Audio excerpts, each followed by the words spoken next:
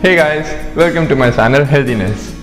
So before going into this topic, that why pranayam or breathing exercises are good for your physical fitness or athletic performance, I would like to tell you something about what modern science says about this. So there is an effect called the Bohr effect, you can look it up, which says that we breathe in oxygen because of a buildup of carbon dioxide. Now we usually think that because there is less oxygen inside, that's why we breathe more oxygen, but that's not the case. The case is we have more carbon dioxide, that's why we breathe in more oxygen.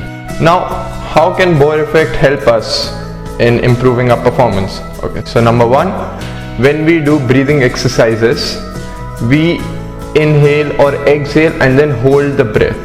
What holding the breath does is it improves our carbon dioxide tolerance, and if your CO2 tolerance increases, what that will do is it will improve your intake of oxygen, the volume of oxygen that you take in. And if that happens, imagine oxygen is used to produce energy in your body, and if you can produce more energy through more oxygen, your body can do more functions. For example, you went to the gym and now you have soreness in your muscles. Your body will take time to heal itself, but imagine you are breathing in more oxygen. Your body will recover faster. Or second scenario is, how they help you is, we create a situation of hypoxia. Hypoxia is oxygen deficit. So when we hold oxygen, when we don't breathe in oxygen, then we create a situation of hypoxia which is equal to high altitude training, which our body doesn't know if we are on high altitude or on sea level, but it knows that it has to protect itself. So it makes the necessary changes that you would feel on the high altitude, which are releasing of more red blood cells. There have been various scientific studies about this, that holding the breath after exhaling activates your spleen, and spleen creates more red blood cells. I don't know if you have heard of blood doping. People take out their blood, keep it in the freezer, preserve it, and then inject it back in their body. This is a much better natural way of doing your self blood doping, but you are not actually doping. There have been scientific studies on a method called the Wim Hof Method. This is a guy who breathes and lives in very cold temperatures where human body shouldn't be able to survive very easily. He gives out exact same breathing exercises that the pranayam says, and apart from that he says that you should do them in cold water or ice baths and all that. But focusing on the breathing techniques, he is using very similar breathing techniques to pranayam. And imagine, pranayam and all these breathing techniques were created thousands of years ago.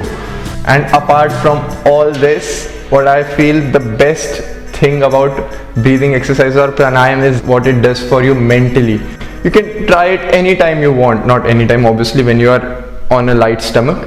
Try it. Try doing breathing exercise and you can feel the changes instantly. You are much more calmer, you are much more active, you can pay more attention.